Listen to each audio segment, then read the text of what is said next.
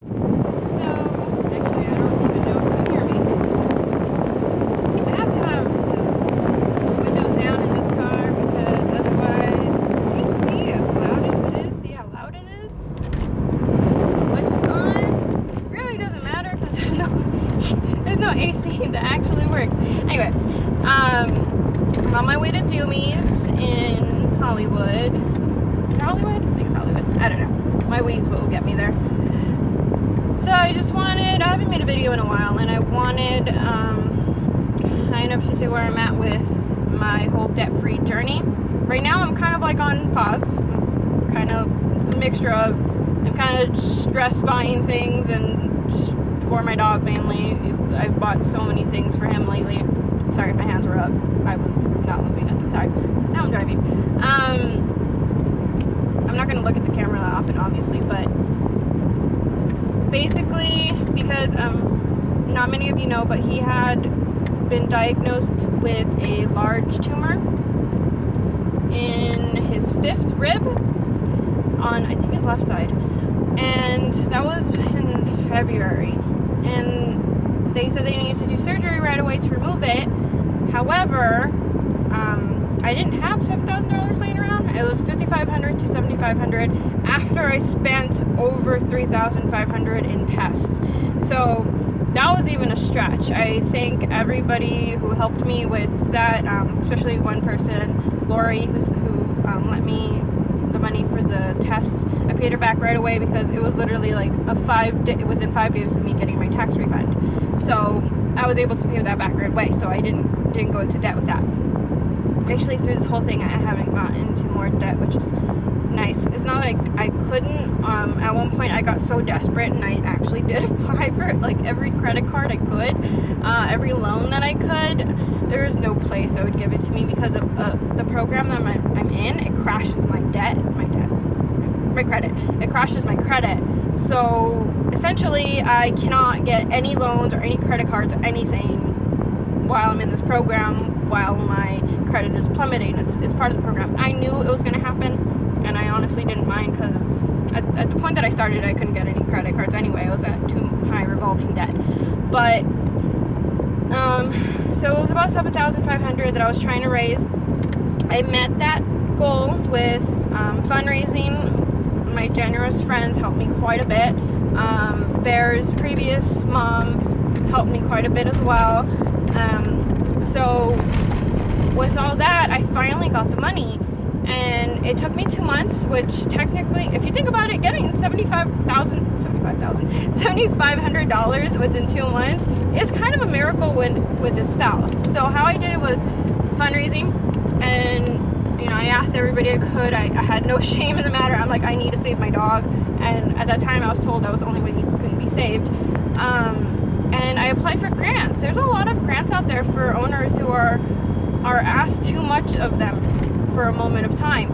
And it was the Magic Bullet Fund, which was donated $500 plus anything that they raised. They raised like $100 over. And then the Dog and Cat Cancer Fund gave me an $1,800 grant. Granted, I didn't get any of those grants because when I took him for his surgery, I dropped him off. I was nervous as hell, but I dropped him off, and they said that within those 2 months, it uncharacteristically grew too big because that type of cancer, chondrosarcoma, is a slow-growing, non-aggressive cancer. Yet within 2 months, it grew so much that if they did surgery on him, they would have had to remove 1 too many ribs. They told me it would be 3 to 5, and then during when he called me saying he can't do the surgery, it was much more than that, and it would be too much of his primary ribs, and it's just too hard on anybody to deal with that. And it was going up into his sternum, so he would have to. I think they were going to do a thoracotomy, but it ended up being a sternotomy, and he was honest with me saying that he probably wouldn't make it off the table, and I didn't want to do that. I called my mom crying, of course, and I feel like I'm gonna cry right now, but it was just very frustrating because I did it. I got the money for it. I tried to, I got him what he needed. It was just too late for the surgery. My dog is still alive. That was April 6th. Yeah, April 6th. It's now May 13th. So it's been over a month. And the surgeon said, just keep him comfortable. He might only have a few more weeks. He doesn't know. Nobody knows how much time Bear has because this tumor is not acting like it's supposed to act, supposedly. And I have a lot of theories as to why this tumor grew out of nowhere. And one of those theories, and I will hold on to it, I don't care what anybody tells me, it's because of the rabies vaccine he got. He probably already had the tumor, and it was probably a small tumor. But when you inject an unhealthy animal or human with the vaccine, that just destroys their system. And I was told by a trained traditional Chinese medicine vet that basically, in their sense of it, you were throwing heat into an already heated body, so it just kind of exploded in him, and so this tumor grew really fast. And unfortunately, this type, it's unfortunate and fortunately at the same time, because a chondrosarcoma is very easily curable by removing it. Like, literally, remove it and you're good. For most cases, as long as it's not metastasized. However, they couldn't remove it, and they don't respond to radiation. Granted, they can do palliative, which would probably destroy him more, and it doesn't respond to chemo. So I talked to a whole bunch of vets. Like, I have too many vets in my head. There's a lot of specialists, a lot of holistics, a lot of alternatives, a lot of Chinese medicine, a lot of actually energy healers and everything.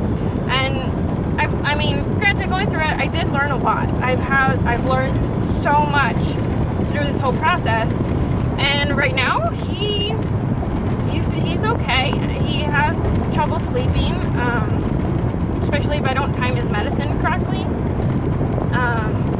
He's on all natural things. He's not on any prescription meds, like pharmaceutical meds.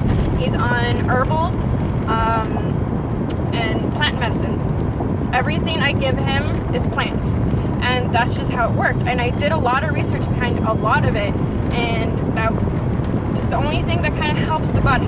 The idea behind it, or what I'm trying to do anyway, and what a lot of people are trying to do, is not really, you're not fighting the cancer, because that's the cancer.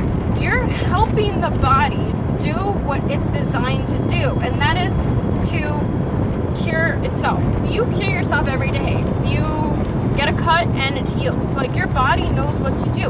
What happens when you have cancer, of my understanding, is that basically your body kind of goes out of whack and it can't do anything right, and it doesn't see those cells correctly. I've seen a lot of documentaries, and I've read a lot of things. My head's full with lots of information. And that's just the route I chose. I mean, I would give him a lot more. I have a whole arsenal. I'm going through a tunnel, that's why it looks weird.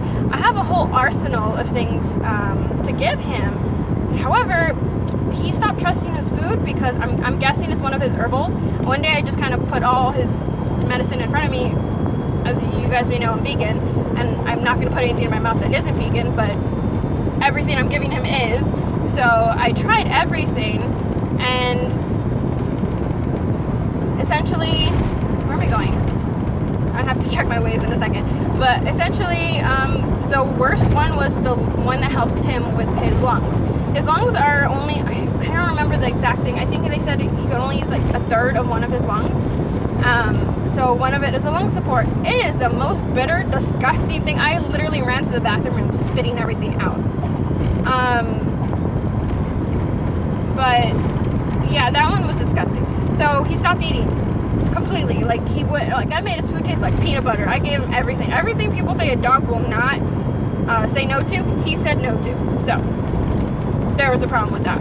So now I have his food completely different. He's actually on kibble, which is backward. I've been feeding him homemade for years, and now he's kind of went backward in the sense that now he's on kibble. But it's a high quality kibble. But I don't put anything in his food. It's completely separate now. I don't touch his food with any supplements.